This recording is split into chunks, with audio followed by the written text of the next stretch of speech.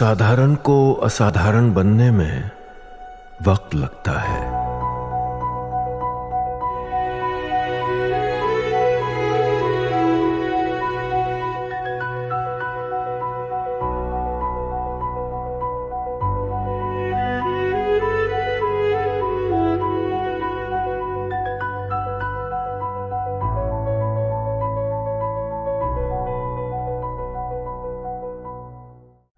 साधारण को असाधारण बनने में वक्त लगता है।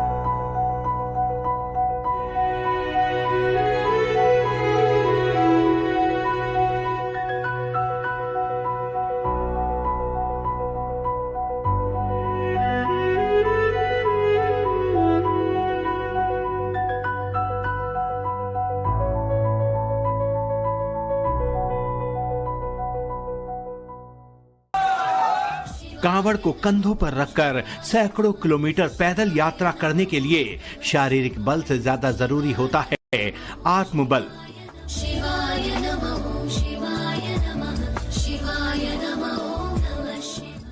कांवड़ यात्रा कोई मौज मस्ती नहीं है, एक साधना है। कांवड़ यात्रा भक्तों के समर्पण और आस्था की परीक्षा लेती है और कांवड़िए इस परीक्षा को पास करने के लिए कठोर तप करते हैं।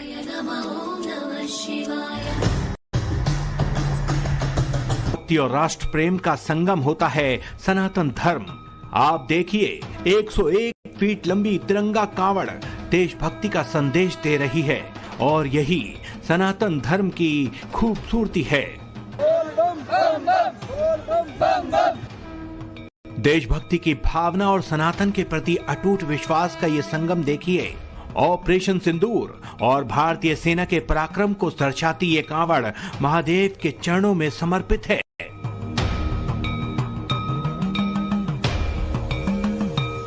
लेकिन ये बात उन लोगों को कभी समझ नहीं आएगी जो कांवड़ यात्रा के खिलाफ नैरेटिव सेट करने के लिए कांवड़ियों को आतंकवादी तक बता देते हैं, जो हमेशा उत्पाद मचाते कांवड़ियों को देखकर शोर मचाते हैं, पूरी कांवड़ यात्रा को बदनाम करने का मौका ढूंढते हैं।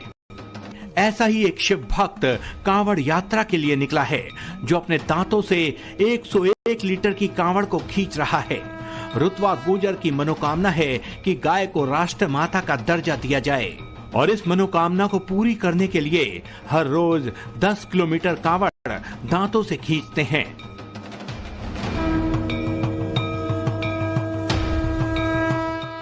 पानीपत के ट्रक ड्राइवर भगत सतनाम सिंह बुग्गी पर 275 लीटर गंगा जल लेकर कांवड़ यात्रा कर रहे हैं।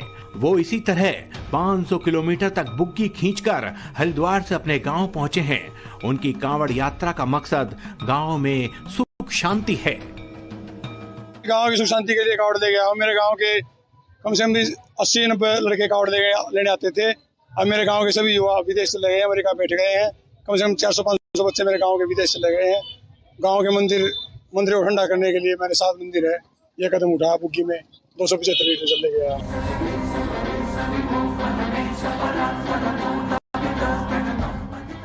कांवड़ के भी कई प्रकार होते हैं जिनका अपना अलग अलग महत्व होता है। एक होती है सामान्य कांवड़, जिसमें भक्त पैदल चलते हैं और विश्राम करते हुए गंगा जल ले जाते हैं। दूसरी होती है डाक कांवड़, जिसमें भक्तों की टोलियां बिना रुके लगातार दौड़ते हुए गंगा जल को लेकर जाती हैं, जो कठिन तपस्या का प्रतीक है। तीसरी होती है खड़ी कांवड़, जिसमें भक्त चलते समय कांवड़ को जमीन पर नहीं रख सकते, विश्राम के दौरान इसे कंधों पर ही रखते हैं। चौथी होती है बैठी कांवड़, जिसमें भक्त कुछ समय बैठकर आराम कर सकते हैं, लेकिन कांवड़ को अपने पास ही रखते हैं। और छठी होती है दंडी कांवड़। इस कांवड़ में भक्त दंडवत प्रणाम करते हुए धीरे धीरे आगे बढ़ते हैं। ये सबसे कठिन कांवड़ यात्रा है। लेकिन हर प्रकार की कांवड़ में भक्ति और शक्ति के संचार का जरिया होते हैं बोल बम और हर हर महादेव के नारे, जो भगवान शिव के प्रति अटूट आस्था और भक्ति को दर्शाते हैं। कांवड़ियों को ऊर्जा और प्रेरणा देते हैं, माहौल को आध्यात्मिक बनाते हैं।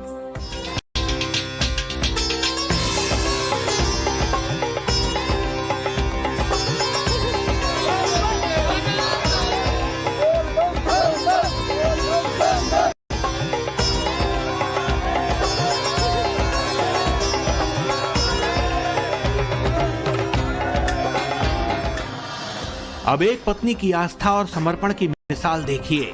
यूपी के मोदी नगर की आशा अपने दिव्यांग पति को कंधे पर बैठाकर 170 किलोमीटर पैदल चलकर हरिद्वार पहुंची।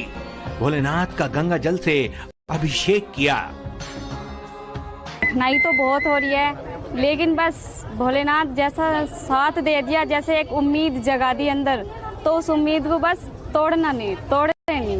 वो उम्मीद हमारी जैसी है ऐसी चलती रहेगी। एक शिव भक्त कांवड़िया रावण के भेष में कांवड़ यात्रा कर रहा है। इनका नाम मूलचंद त्यागी है। यह हरिद्वार से दिल्ली तक पैदल यात्रा कर रहे हैं। इनका कहना है कि भगवान शिव के सबसे बड़े भक्त रावण थे।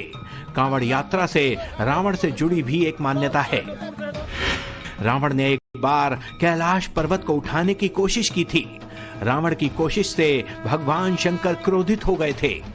भगवान शंकर के क्रोधित होने पर रावण ने अपनी गलती मान ली। भगवान शंकर को प्रसन्न करने के लिए रावण ने उनका अभिषेक किया। अभिषेक के लिए रावण कांवड़ से गंगा जल लेकर आया था। ऐसी मान्यता है कि इसी के बाद कांवड़ यात्रा में कांवड़ को कंधे पर रखकर चलने की परंपरा शुरू हुई थी। लेकिन जिसकी जैसी आस्था है वो वैसी कांवड़ लेकर पुण्य कमा रहा है। आप देखिए, भगवान राम की प्रतिमा के साथ कांवड़ यात्रा कर रहे हैं। इनकी मनोकामना है कि प्रभु राम की कृपा से देश में राम राज्य आ जाए। कि हमारे मोदी जी ने राम मंदिर बनाया है, तो हम अब पे 2 साल पहले राम मंदिर लाए थे मोदी जी ने होके। अब हमारे रामलला आ गए हैं, मंदिर में विराजमान हो गए हैं, तो इसलिए हम राम जी को लेके अपने मंदिर में भी जा रहे हैं कि जैसे राम जी ने मतलब न्याय का और अच्छाई का काम किया, ऐसा हमारे गांव में भी अच्छा काम हो।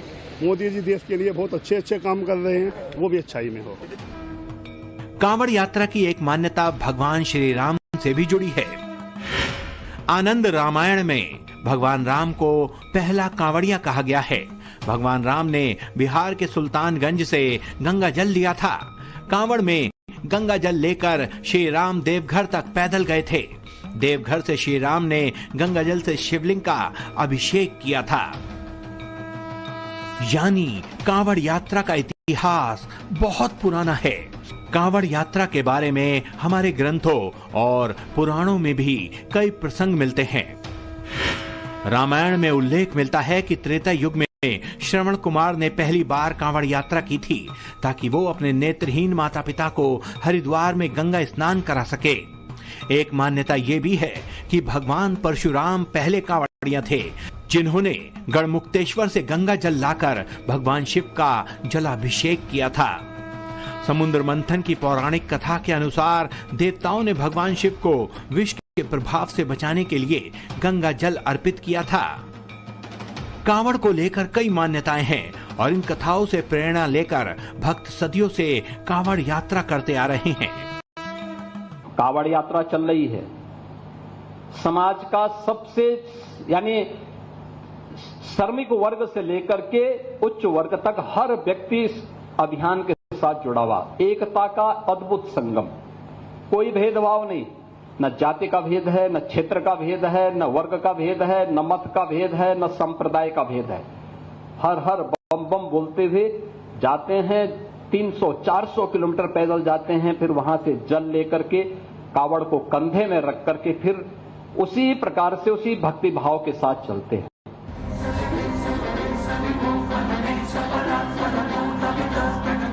कांवड़ियों और कांवड़ यात्रा पर सवाल उठाने के लिए जीप चलानी आसान होती है। जो लोग कांवड़ यात्रा के खिलाफ नैरेटिव सेट करने के लिए कांवड़ियों को आतंकवादी तक बता दे रहे हैं।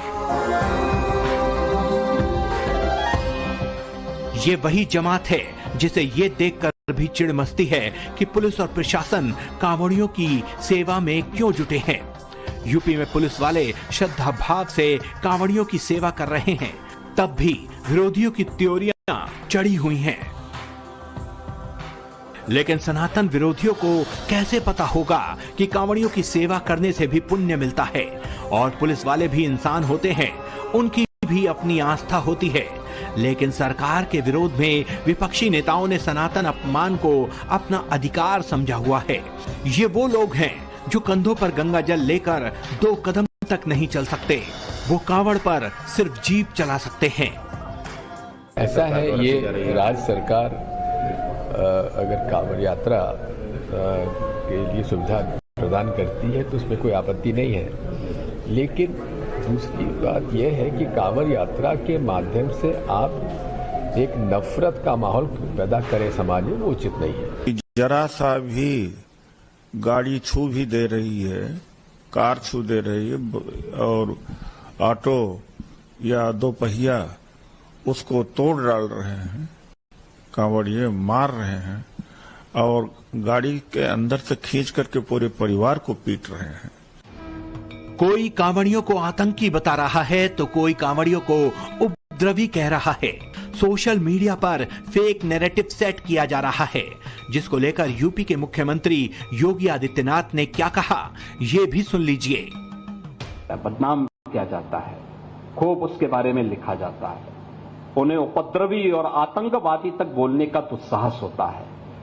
यह वह मानसिकता है जो हर प्रकार से भारत की विरासत को अपमानित करना चाहती है। जब कांवड़िए कांवड़ यात्रा करते हैं तो उनके कंधों पर सिर्फ गंगा जल नहीं होता, बल्कि भारतीय संस्कृति, परंपरा और सामाजिक मूल्यों की जिम्मेदारी भी होती है। इसलिए नकारात्मक प्रचार के बावजूद कांवड़ यात्रा सामाजिक एकता और सद्भाव का प्रतीक बनी हुई है और ये हमेशा ऐसे ही बनी रहेगी।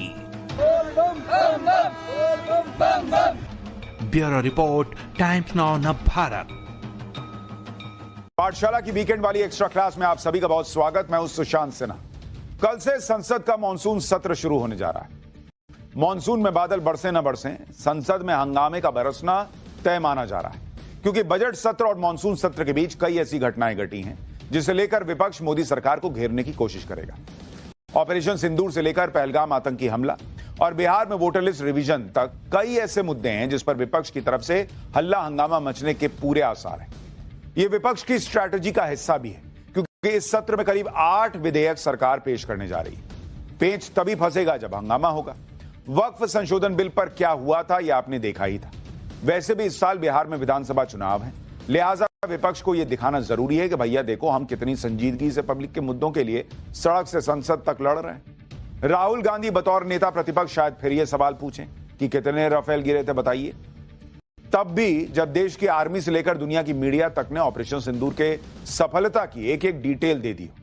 आज की एक्स्ट्रा क्लास में आपको बताऊंगा आखिर विपक्ष कौन से मुद्दे उठाकर हंगामा कर सकता है, इसके पीछे कौन से नैरेटिव को मजबूत करने की कोशिश होगी उसकी, और इस बार पीएम मोदी की लिस्ट में कौन कौन से बड़े विधेयक हैं जिसे पास कराने की कोशिश सरकार करेगी। शुरुआत इस रिपोर्ट के साथ।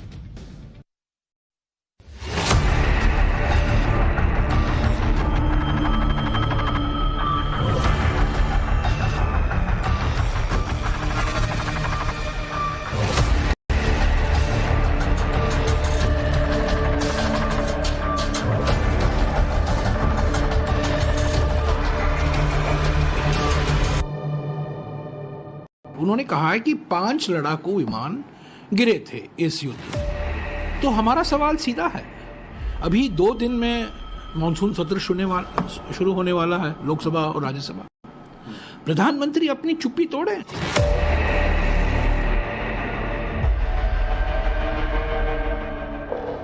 कमीशन जो है बीजेपी के दफ्तर के इशारे से, बीजेपी के इशारे पर काम करती है। एक ना एक दिन कांग्रेस के जो बब्बर शेर हैं उन्हें पकड़ के जेल के अंदर डाल देंगे।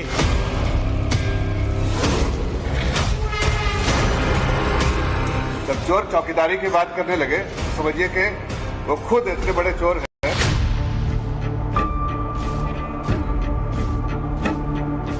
कोई बीजेपी दलाली करे तो हम उसको इंसान के लिए हम कहेंगे दलाली मत करना, हम नहीं छोड़ेंगे।